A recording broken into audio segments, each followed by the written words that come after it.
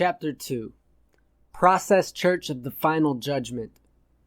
An old man, tall and lank, wearing circular purple sunglasses and a gray monk's cowl spangled with stars and half-moons, was out for his morning stroll. This was Arthur von Singenhauser, Meister von Singenhauser, the Teutonic Atheosopher. When he saw the Ecclesia Gnostica Fantastica sign, he stopped, stiff with rage. His process church of the Final Judgment, less than half a mile from the Ecclesia, had been the only Gnostic congregation in the Atlanta metroplex, and according to Meister von Singenhauser, the only true Gnostic congregation in the world. All philosophies and religions before me have been the doodlings of spiritual Neanderthals, he said. I accept only the great Schopenhauer and the divine Alfred North Whitehead. But Whitehead was merely a voice crying in the wilderness, preparing the way for me. He who has not studied and mastered the von Singenhauserian atheosophy knows nothing.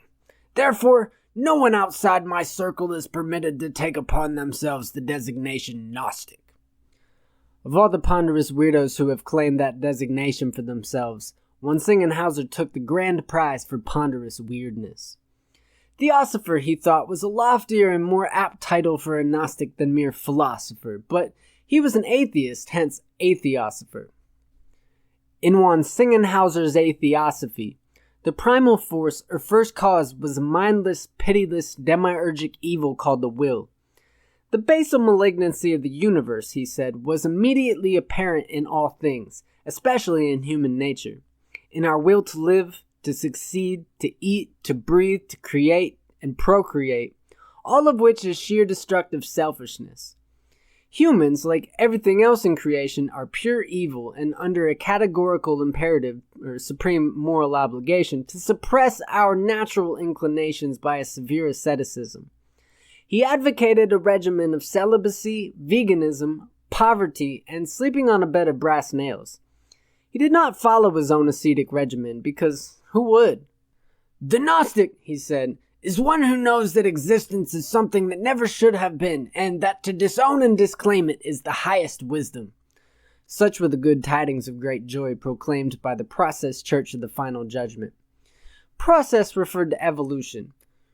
Evolution is everything, he said, and everything is an evolution. There is no being, only doing and evolving. There are no nouns, only verbs. This sort of dictionary redaction is favored by people with authority complexes. Reducing vocabulary diminishes the capacity for thought and renders people more prone to mind control. Our postmodern cultural overlords have learned this principle well. Final judgment had nothing to do with an avenging deity, but referred to the self-destruction of the universe. The universe, said von Singenhauser, is evolving consciousness. Humans play a role in this evolution. Each increase in human consciousness is a rise in the total consciousness of the universe. Once the universe reaches a certain level of self-awareness, it will be overcome by self-loathing, judge itself unworthy of existence, and end itself. That is to say, time will end when the universe gets depressed and commits suicide. Von Singenhauser was trying to hasten existence's demise by elevating human consciousness. There was no guarantee that the self-destruction of the universe would ever happen. It was up to human agency to make it happen. When asked why he did not just jump off a bridge and leave the rest of us out of it, he got himself off the hook by saying that self-destruction was not an ethical option for him because he alone could show humanity the way to the final solution. Gnosis, he said, is attained when the reasoning mind asseverates itself from all things human and trains itself to divinely indifferent dialectical analysis in the abstract. What is that supposed to mean? I'm not going to tell you. It would be a sin against humanity to make von Singenhauser's hurtful ideas legible. Von Singenhauser did enough damage to the world speaking in terms that only 1 in 1,000 could understand, and I would be doing no good service if I made his philosophy accessible to the general public. I will leave his turgid hoity-toity in its virginal obscurity in order to prevent low-intelligence readers from penetrating further into these pernicious ideas to their own destruction. Readers familiar with the history of Gnosticism will wonder why von Singenhauser thought he belonged to that pedigree. Yet the very crux of his madness was his fierce and unaccountable possessiveness of the term. The very sight or sound of the word Gnostic made him furious, because anyone using it without his patronage was trespassing on his intellectual property. And since the world was using the word without his patronage, because the world knew nothing about one Singenhauserism and would not have cared about it if they did, he had a lot to be very angry about. In fact, his career as a cult leader took off when an inner-city preacher started a short-lived Johannine Rite Gnostic congregation, and an enraged one Singenhauser went to a Sunday morning service to expose the minister as a prattler. He stood up at the end of the service and bellowed, "Do you not see, O priest, that you will arrive at the same place as the one you follow? If you must follow some ancient guide, at least follow one who did not get himself killed. If you want to end up with your head on a platter, by all means follow John the Baptist. If you want true understanding, follow me." A teenager named Quan Workman followed the mad philosopher outside. From childhood, Workman had been a fanatic without a god. He had thrown himself into social justice and African heritage movements and anything else that appealed to his sense of affronted righteousness. He was also a member of the Atlanta Theosophical Society and hung with the old Rosicrucians at the Thebes Lodge, but was already bored with the metaphysical orthodoxy and skeptical of all this business about being a good person so good things would happen to you. His mind scrambled hither and yon for some total truth that explained everything and guided every step of his life towards a supreme purpose. One Singenhauser, for his part, had been a cult leader without a cult. He had incorporated Process Church before he had a single follower, and for 5 years delivered his lectures to audiences of 2 or 3, at most 5, and when no one showed up, he stubbornly delivered his lectures to an empty room. At the time he met Workman, he had been preaching to an empty room for a year and a half. My circle meant me until Workman became his chief apostle and evangelist, and the circle grew to a few dozen Georgia Tech students and a couple adjunct professors. How to account for a bunch of young African Americans in dreadlocks and athletic jerseys sitting at the feet of a weird old white man slowly rolling out philosophical tartuffery in a heavy German accent? If we were to ask a sociologist or African American studies professor to account for it, we would only be inviting more tartuffery. It was this simple. One Singenhauser got his hooks in Quan Workman. He stimulated his mind, appealed to something morbid in him, inflated his pride or whatever, and the charismatic Workman rounded up a following for him. One Singenhauser's followers were really Workman's followers. During one Singenhauser's opaque lectures, Quan would repeat the old man's doctrines back to him in plainer language, as if he were just trying to make sure for himself that he had it right. But what he was doing was translating for his friends. Perhaps even that is an overanalysis. It may be that young people were attracted to the Process Church simply because one Singenhauser was spooky and the candlelit sanctuary had a cool haunted house ambience. Or maybe his manner of speech pleased their vanity. He was clearly a deeply learned man and spoke to them in a way that assumed their high intelligence. My own aim is to diminish my readers' intelligence for their own edification. The modern mind is dangerously hypertrophied and hyperactive, and one Singenhauser and Workman are fearful examples of the innately diabolic turn of the overwrought mind. My target audience is the intellectual, who will be unable to resist the glitter of my long, complex sentences and glorious polysyllabic words, only to have their intelligence undermined and impaired by me for their own good. The only curative in my medicine chest is sophistry. The best way to help the overeducated attain enlightenment is to awaken the transcendent faculty by leading them into a mental labyrinth from which there is no horizontal exit, and the only way out is up. The academic philosopher does this also, but then adds a roof. God furnished Meister Puck with supreme intellectual power to equip him for the role of supreme commander in the war against intelligence. But Meister Puck and one Singenhauser suffered the same limitation. They were both too sphinx-like to draw large followings. Seeing that they were the only ones to understand and to recognize the supremacy of his theosophy, one Singenhauser pronounced the African race the true Athenians and came to believe that there would soon be a Process Church of the Final Judgment in every city, and that blacks would be the agents by whom human consciousness would be elevated and the universe destroyed. All this to say that one Singenhauser was even crazier than Puck, but one Singenhauser's madness was all Puck's fault. Puck had written a mad book titled Cult Dogmatics and the Rites of Hilariation.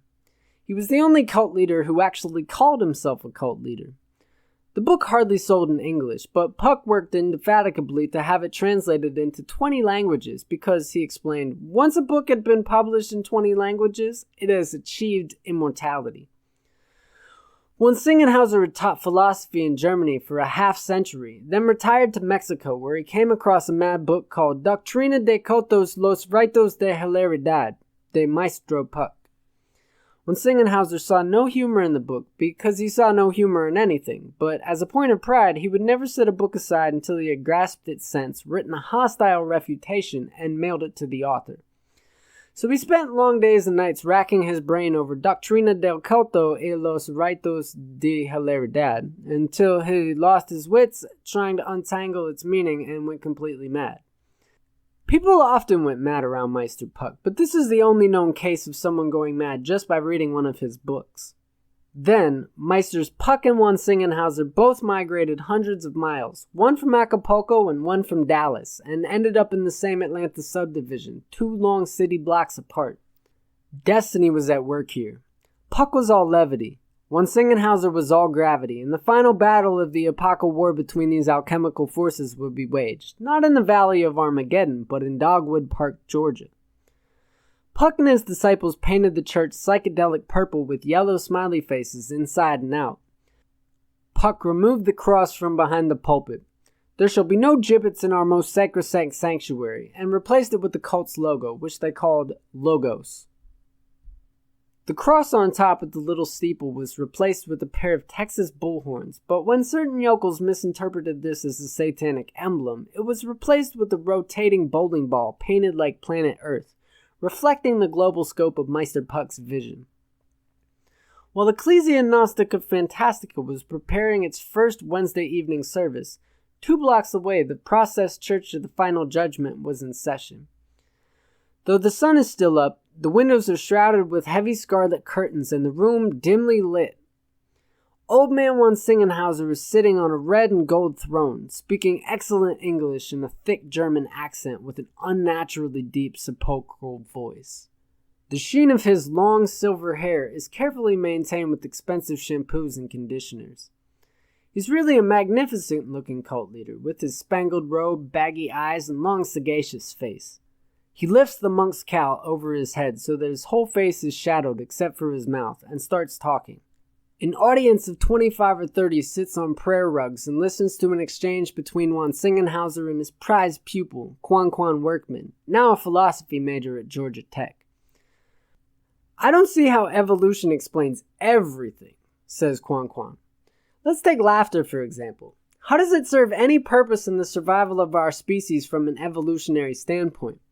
A mythological mindset is the same thing, except in the long run, religion can be medicinal because it gives people a false sense of meaning and purpose.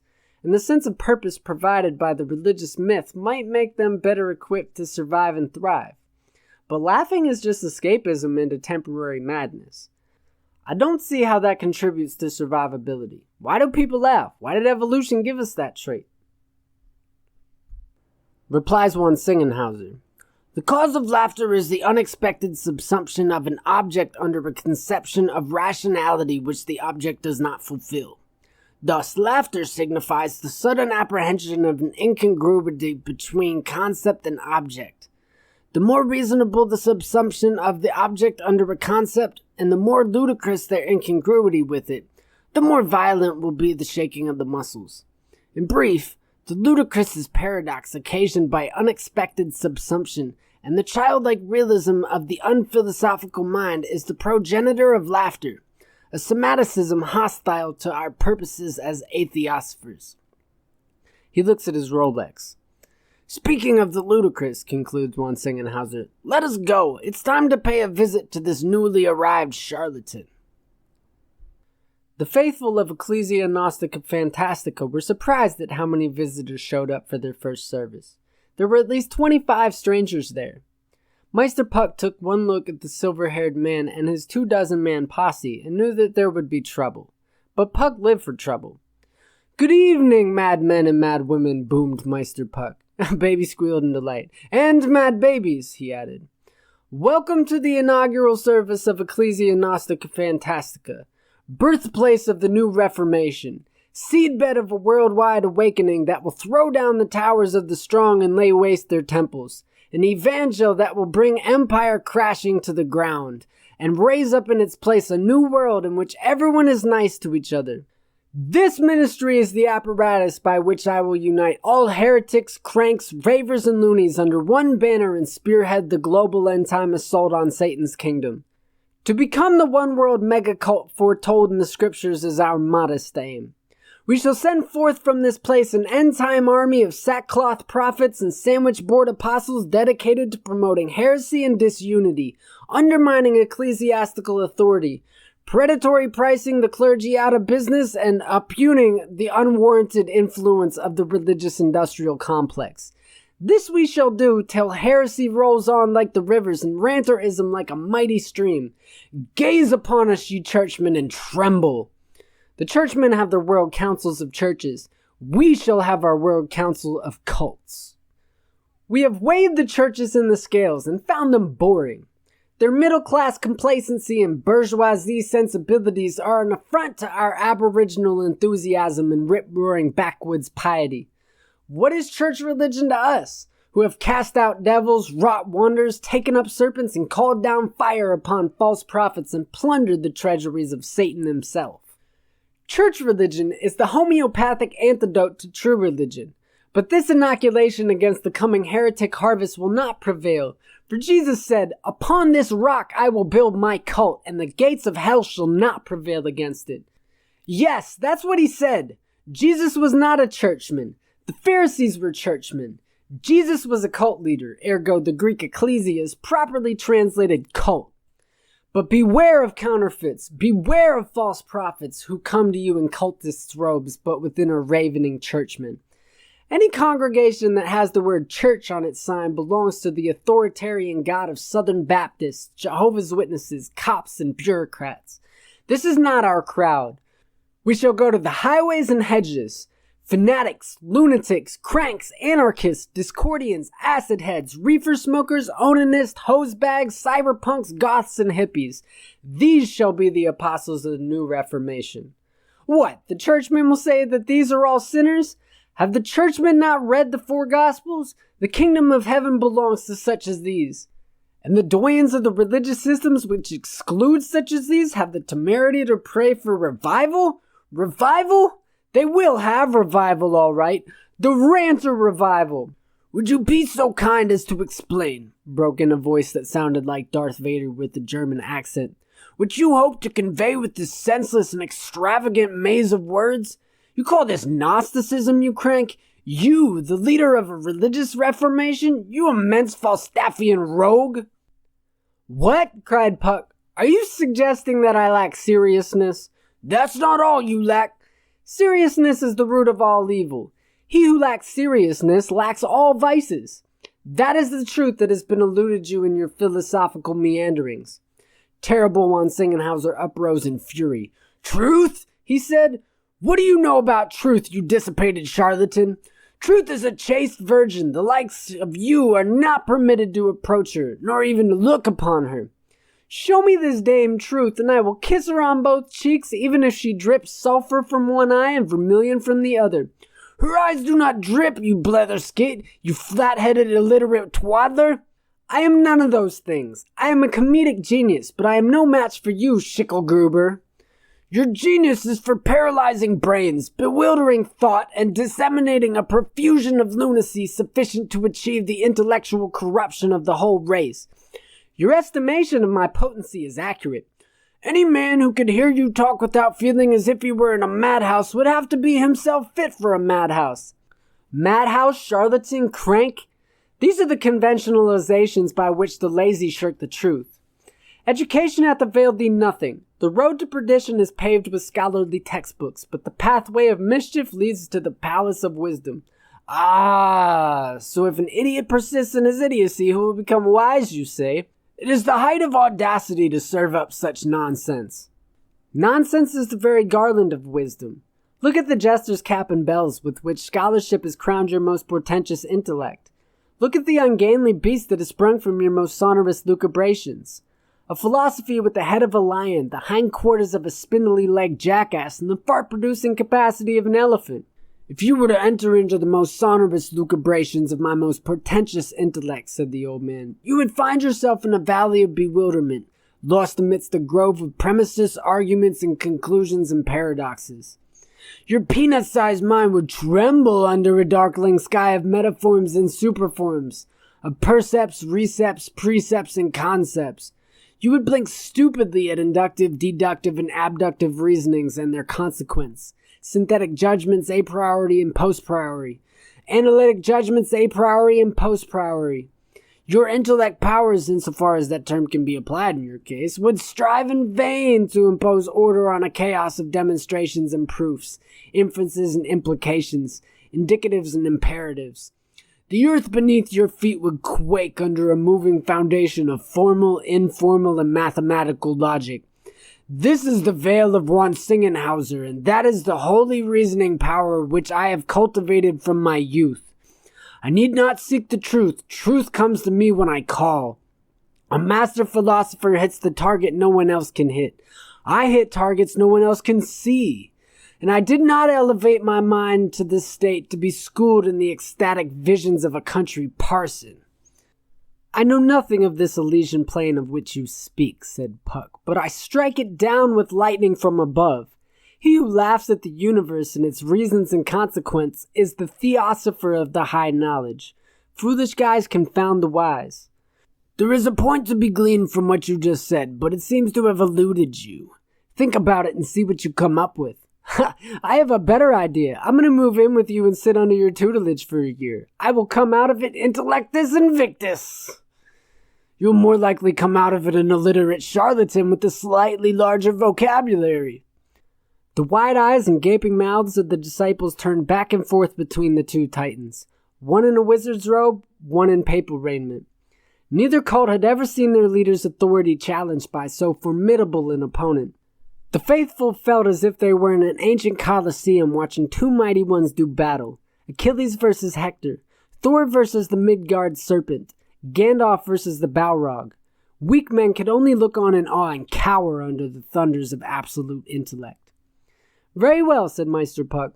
Then I shall school you, for surely Providence has arranged this meeting of Jupiterian intellects for some great purpose. Before you leave here, I will have you tutored in the high knowledge of the theosophers. I do not recall announcing my departure, said the eighth theosopher, sitting down and crossing his legs. You will leave before I do. Ah, so you brought these youngsters along for a student protest. You intend to stage a sit-in?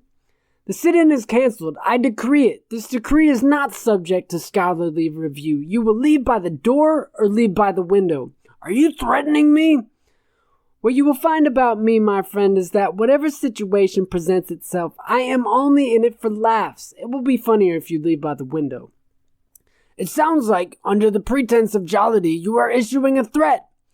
Perhaps you'd better call the police, introduce yourself as a concerned citizen, and tell them you wish to lodge a complaint. At your suggestion, said von Singenhauser, and gestured for the disciple at his side to make the call. You know that after a half-minute of conversation with us, said Puck, the police will run us both in for psychiatric evaluation, so I'm calling your bluff. What do you mean my bluff, ruffian? It was your suggestion. So it was, Puck said evenly, and I'm calling my bluff. No police, said Quan. I don't feel like getting face-planted tonight. Come on, boss, let's go. All von Singenhauser's disciples rose and surrounded their mentor. They kept saying, Come on, let's go, Dr. von Singenhauser. Let's just go, Chief. This man's nuts. We don't need a man like this in our lives.